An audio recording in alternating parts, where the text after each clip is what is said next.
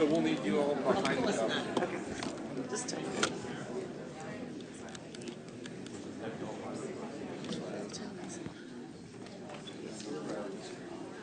How are you? Hey, I'm Joni. Right, nice to see you. Nice to put a name with a face. I think he wants on both sides. Oh, they do? Okay.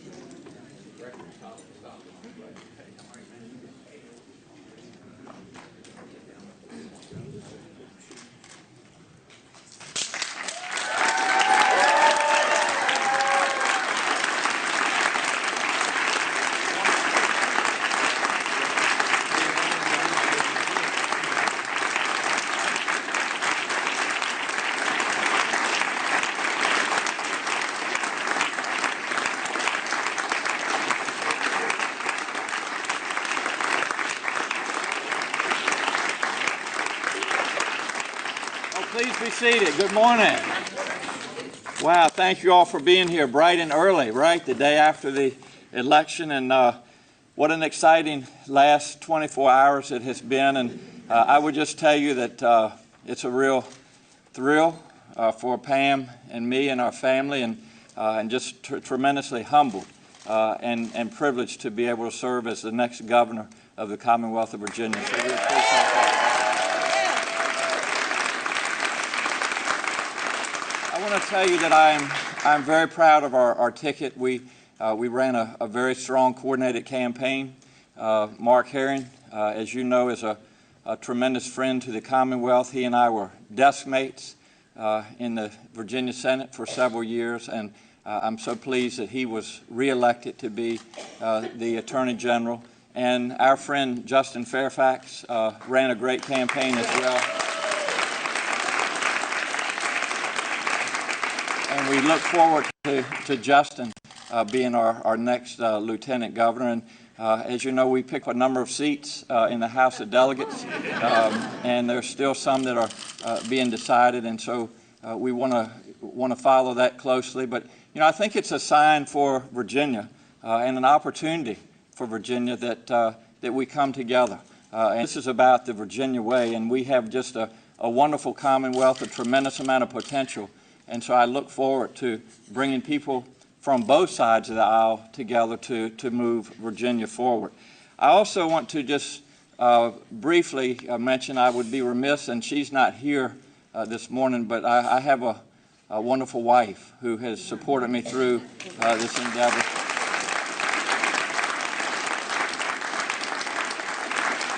And Pam is going to be a wonderful First Lady for the Commonwealth of Virginia. So I look forward to watching her work over the next 4 years. I also want to thank our current governor, Terry Mcauliffe, who, as I described Terry, he has been the right person at the right time for the Commonwealth of Virginia. He's done a wonderful job building the new Virginia economy. And I think most of you all know that we have had a very close relationship, and he has been a friend, a mentor, and I look forward to continuing to have his support as we move forward. And it's great to see so many of the cabinet members here this morning, and I'm not going to try to list all of you off, because if I leave someone off, I know I'll be in the doghouse. But you know, one of the things that I have enjoyed as being the lieutenant governor, I have been a member of the governor's cabinet. And it's been a privilege, and he has just put so many good men and women around him, and I thank you all for the work that you've done for our Commonwealth over the last 4 years, and look forward to working with you all as we move forward as well. So we are at a time of transition, and we are looking forward to this, and I'm so pleased to have 4 of my co-chairs for my transition team as we move forward, and I will introduce them in just a little bit, but I would like to talk about some of our priorities, if I could, very briefly. And the first is our economy. And we want to make sure that we continue to promote economic opportunity for all Virginians, no matter who you are, no matter where you are. And we have been so proud as our governor has led with building the new Virginia economy, that we've brought in over 215,000 new jobs, over $18.5 billion of capital investment, and our unemployment rate has gone from 5.4 to 3.7%. It's the lowest that it's been in 9 years. We are very proud of that, but there's some areas that we still have room for improvement.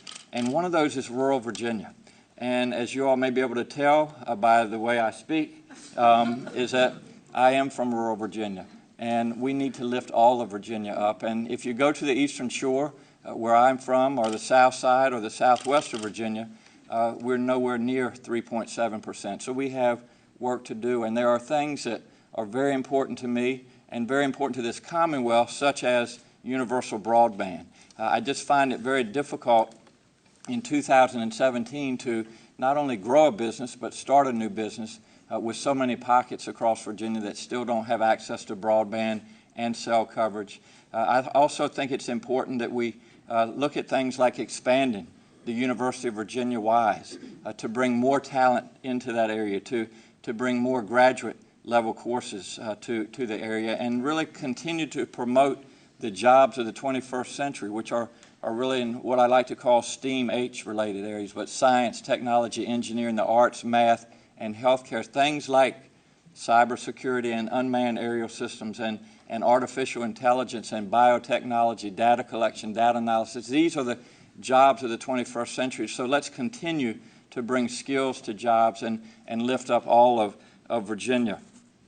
It's also important to me as we move forward that we promote diversity across this Commonwealth, that we promote inclusivity, and that means that we continue to work as hard as we can to fight against discrimination, to level the playing field in Virginia, and to make sure that everybody has the same opportunity in this great Commonwealth to live the American dream.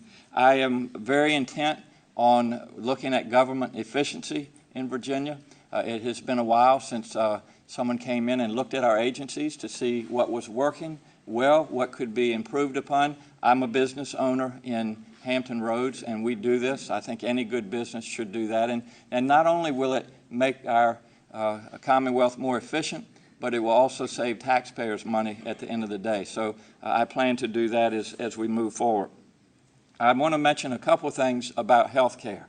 As a provider, I've taken care of sick children and their families for over 25 years, and I really believe that health care is a right. Nobody should have to decide whether they have to put food on the table or go see a provider. And I remind people all the time that no individual, no family should be one medical illness away from financial demise. So I am very intent and motivated to make sure that all Virginians have access to affordable and quality health care. And I don't mind calling it something different if we need to. I don't mind working with people from both sides of the aisle. But when we have 400,000 working Virginians that don't have access to coverage, I find that unacceptable. And also, as you all know, that each day that we don't bring that tax money from Washington back into Virginia to support Virginians, we're not only leaving on the table, but we're giving to other states who we compete with, by the way, over $6 million a day. And that, as a business model, I find that unacceptable. So I will continue to work on that. People ask me often, Ralph, what is the most significant challenge that we face in Virginia? And I would have to tell you as a provider that is the opioid crisis. And as you all know, we lost over 1,100 Virginians last year to opioid overdose, and it's an issue that does not discriminate. And as a physician, I will bring people to the table and make sure that we do everything that we can to offer these individuals help that have this addiction issue, and also to prevent it from happening, which I think is very important. Pam, my wife, is an educator. She's a K-5 science teacher. I am an educator. I teach at the Eastern Virginia Medical School.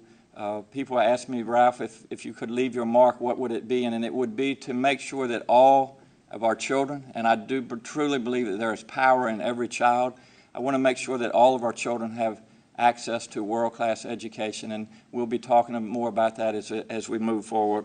But that's very important. It's also important that we train our youth for these 21st century jobs. I am an environmentalist. I'm a scientist. I believe in global warming. If you don't believe in sea level rise, come visit me on the eastern shore of Virginia. But we need to wean ourselves away from fossil fuels. We have a tremendous opportunity in Virginia to continue to promote renewable energy. And as you have heard me say before, I would like by 2030 that at least 30% or more of the energy that we produce in Virginia be from renewable energy. I think that is something that is very doable. And finally, I just want to make a quick comment, but certainly not to politicize, the tremendous tragedies that we are watching all too frequently, but that is gun violence. And I think that we as a society, we as Virginians, need to come to the table and have a discussion and find things that we can agree on, and that is responsible gun ownership, and do what we can to try to prevent any more of these tremendous tragedies from occurring. And I would just tell you that it's not only the tragedies that we hear about and read about, the ones where 28 people get killed or 58 people get killed, but every day there are Virginians that die because of gun-related accidents, and we can do better. So I look forward to leading that discussion. Finally, I just want to tell you that transition is very, very important to me. We have had a great administration to work with, but you know, Virginia, as you know, is the only state in which you have 4 years, and that's it. And so we need to hit the ground running, and I plan to hit the ground running. That's one reason why I'm here this morning with 4 individuals that I feel very strongly about, and I'm going to set the bar high. I know people look at me and say, Ralph, you're a nice person, and I am a nice person, but I expect a lot, and Virginians expect a lot out of the future administration, the 73rd governor. So I want to introduce my co-chairs and my chairwoman of my transition team, and then we will be very anxious to get to work. So first of all, and this is in no particular order, but the lady in blue behind me, Miss Joni Ivey, and I just want to read a little bit about their resumes to you so that you'll get a feel for what quality folks these are, and what in good position we're in Virginia. Joni served as Congressman Bobby Scott's long-term chief of staff, and now serves as a member of the state's parole board as well as the Virginia Commission on Higher Education Board appointments. This is the group that makes recommendations to the governor on Board of Visitor appointments. So, Joni, thank you so much for offering to be one of our co-chairs, and we look forward to working with you. Mr. Todd Stoudemire, thank you for being with us today. Todd, as you all know, is the CEO of Inova Center for Personalized Medicine. And I didn't want to get too much into the details, but when we talk about the cost of health care, the future of health care is in personalized medicine. And I am very excited, especially as a physician, to make Virginia the world-class leader in personalized health care. So Todd also serves as the rector of the Board of Visitors at William & Mary, and is the past chair of Northern Virginia Technology Council. So Todd, thank you so much for agreeing to help us. Doris Krause-Mays, what a great relationship we have had over the years. And, you know, I didn't mention to you, but when we talk about the economy, one of the things that we really need to work on is bringing back our middle class in this country, and we can be leaders right here in Virginia. But we want to take care of those individuals that are the backbone of our economy, and that is the middle class. And we want to make sure that they have good jobs, that they have good salaries, good pensions, good benefits, and a safe environment to work in. So Doris, I appreciate you being part of this team. Doris is the president of Virginia's AFL-CIO, the first female to ever be elected to this post. Doris is a member of the Virginia Democratic Party Steering and Central Committee, and in 2008 she was elected to the Democratic National Committee. So Doris, we're very proud to have you as part of this team. Thank you so much. And finally, Mary Ann Ratcliffe. And I was going to save this comment for the end, Mary Ann, but maybe those of you that don't know, I am from the Eastern Shore, but so is Mary Ann Ratcliffe. And so we go back a ways. We share similar roots. We understand rural Virginia. And Mary Ann has served in multiple gubernatorial administrations, including in the Office of the Secretary of Transportation and as the legislative liaison for the Transportation Secretariat. She has over 18 years of private sector experience and was appointed to the Longwood University Board of Visitors in 2011 by Governor McDonnell and reappointed by Governor Mcauliffe. She currently serves as the rector of the Longwood Board. A fellow native of the Eastern Shore, I have asked Mary Ann to serve as the director of my transition team. So, Mary Ann, thank you for your friendship, your leadership, and your willingness to help move the Commonwealth forward. And finally, Clark Mercer will be the deputy director of our transition. Clark, is he is, all right. Clark, everybody knows Clark. Clark, we're trying to promote Clark. He lives in the shadow of the Secretary of the Commonwealth, but we've had a lean staff, Kelly, down in the office of the Lieutenant Governor down in the Oliver Hill building. But Clark, thanks for your leadership, your friendship, and I look forward to having you as my Chief of Staff in the next 4 years, and we're going to get some great things done in the Commonwealth. So I will end there. I thank you all for being here the morning after an exciting day for the Commonwealth of Virginia. We're ready to get to work, and we're excited about doing the work of the Commonwealth. I'd be glad to take questions. Thank you. Yes, sir. Governor-elect, congratulations. Yes, sir. Thank you. Good morning. Tom Fitzgerald from Channel 5 in D.C. Yes, sir. A lot of punditry has been placed upon your win in the last 13 hours. You deserve a crack at it. What were Virginia voters saying to President Trump by selecting you as their governor? I think there's been a lot of discussion over what this election meant, and I don't think there's any question that there are some policies that are coming out of Washington that are concerning to Virginians and are perhaps detrimental to Virginians. But I think what this message was yesterday that Virginia sent not only to this country but to this world is that the divisiveness, the hatred, the bigotry, the politics that is tearing this country apart that's not the United States of America that people love. It's certainly not the Commonwealth of Virginia that they love. And so I think people saw in Mark Herring, Justin Fairfax, and myself, and the delegates that were successful, Virginians that want to be public servants, that want to do things the Virginia way, that want to focus on the economy, to focus on Virginians having a job that they can support themselves and their families with, focusing on education to make sure that our children have access to world-class education, making sure that all of us have access to affordable and quality health care. That's the message that I heard, and that's what I heard as I traveled around Virginia. And we ran a very positive campaign. I had a great team, and I'm very proud of the work that we've done, and I'm ready to get ready for the work of Virginia. Yes. Yes, sir. Good morning, Governor-elect. David Glover, Channel 4 in D.C. Yes, sir. You certainly had a significant win last night. Still, though, more than 1 million people voted for Ed Gillespie. What would you say to those Virginians? Well, first of all, I would like to compliment Ed. He called me last night, and of course, we were in several debates, and we saw each other on the campaign trail. He's a good man, and he ran to make Virginia a better Commonwealth, and so I appreciate that. And Ed is willing to heal Virginia with me, to bring people together, and I look forward to working with him as we move forward. But I mentioned last night in my talk, this is about Virginia, and there are obviously, as you said, over 1 million people that didn't vote for me.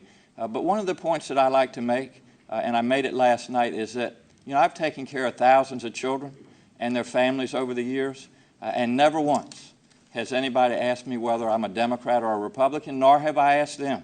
And that's the way I plan to govern in the upcoming 4 years. And so, as I said last night, I look forward to earning the respect and the trust of those that perhaps weren't on our team. But we're here to do what's in the best interest of Virginia, and I hope to bring everybody onto that team. Yes, sir. Governor-elect Northam, Peter Ducey from Fox News. For the last couple decades, Virginia voters have almost always picked a governor the opposite party of the White House. Yes. Do you think that last night was part of that trend, or do you think that it was part of what will be a national Democratic wave next year and then in 2020? It's hard to say. Governor Mcauliffe broke that trend 4 years ago. And I think it's really more about the person and the message and what we stand for. And so, again, we ran a positive campaign. We talked about jobs. We talked about education, health care, a clean environment, safe communities, and inclusivity. And I really think that that's what resonated, and that's what people voted for yesterday. That's what they want. That's the Virginia way, and that's the way we're going to move forward. Yes, Alan? Were you surprised by the eventual outcome? You know, Alan, this is my sixth campaign that I've run. I usually come in around 10 points. So I was a little bit shy of that last night, but you know, it was pretty much par for the course for our campaign.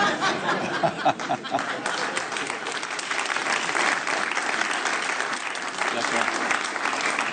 Governor Bill Bartelt from the Virginian Pilot. Yes. I was talking to former Governor McDonald last night and asked him what advice he had for Yes. you, and I wanted to get your reaction to it. He felt like that you had been, quote, co-opted by the national leftists, their agenda, and his advice was he hopes that you revert back to your traditional conservative Virginia roots. Yeah, I don't think that I had been, you know, taken over by the national agenda. I certainly think there were a lot of comments being made, but this is about Virginia, Bill. It's not a national issue, and it's about moving Virginia forward. And again, it's about jobs, education, health care, inclusivity, and that's what I ran on, and that's the you know, character I've always had, and I'll continue to do that in the future. Just a few more. Yes. Transition question? Yes, sir. This will not be the second Mcauliffe term. This will be the first Northam term. Yes. How do you approach this process now? Would Senator Kane be of use to you, having been in your position? What is your view of this to put your stamp on this job? Well, I think there are a lot of people that will be of use, and you know, you mentioned, you know, Governor McDonald, who I consider a friend, and yes. But we have a long list of great leaders in Virginia that have been there for the right reason, that have gotten things done in what I describe as the Virginia way. So, as you know, I'm very close to Senator Kane and Senator Warner, and as I said earlier, Governor Mcauliffe and I have had a wonderful relationship. So I would say that we have planted some very good seeds and some fertile ground, and those will grow. But we need to, you know, take Virginia to the next level. And some of the things that I mentioned earlier are very important to me. Things like making sure that all Virginians have access to health care. And that's something we still have a lot of work to do. Education. Again, we want to make sure that all of our children have access to a world-class education. So yes, we have had a good relationship and I think a good record, especially with our economy over the last 4 years, but there are other things that are priorities of mine as well that we'll work on. I guess what I was getting at, yeah. Should we expect to see the cabinet flip over completely? Will some people stay, some people go? Well, those are discussions that we'll have in the next 2 months before inauguration in January. And we've got great people on our cabinet right now, and we'll talk to them and get their advice and see what their plans are for the future, what they want to be when they grow up, type of thing. And so, and we'll all, with my transition team, we'll all move forward together. Yes, ma'am. And Governor-elect, thank you so much for being here. You mentioned the fact that this is about Virginia, but how do you plan on collaborating with President Trump on issues that may affect the state from a federal level? That's a great question, and you know, there are things that President Trump has talked about wanting to do for this country that would be very beneficial to the Commonwealth of Virginia. For example, building up our military. And as you may know, I'm a veteran of the United States Army. I believe in a strong military. And as you know, we build some of the greatest warships and submarines right here in Virginia in Newport News. So if he plans to build up the military, that obviously would be very good for Virginia, be very good for our economy. He mentioned that he does not want to experience sequestration again. Sequestration hurt our economy, as did the government shutdown. So there are areas where I can work with the president. I would also say, though, that if there are detrimental policies coming out of Washington, we need a governor who will stand up to those policies. And there are things like the travel ban, which I think is un-American.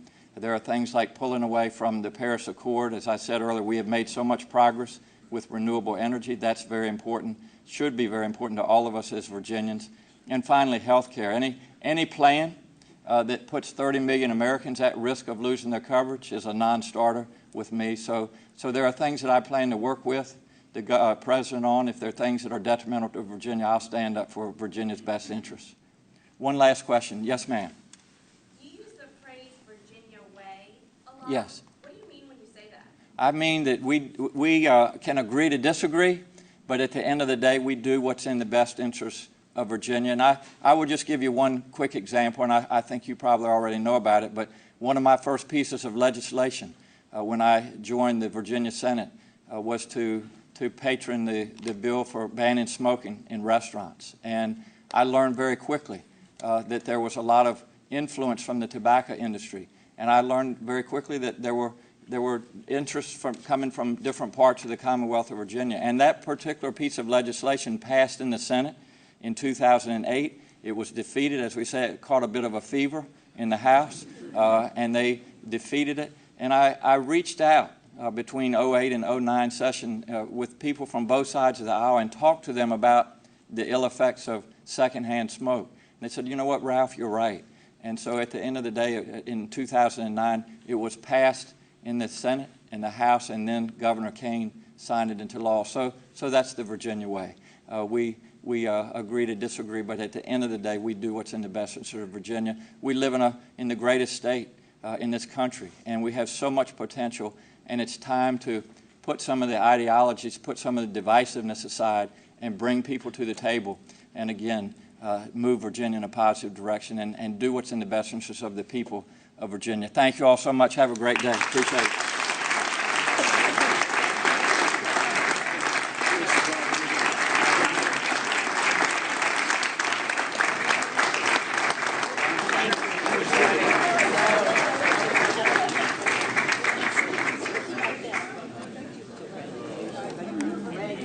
Aren't you sleeping? What do you mean? Because we got new reporters trying to push up on my territory. That's why. Hey, I was looking for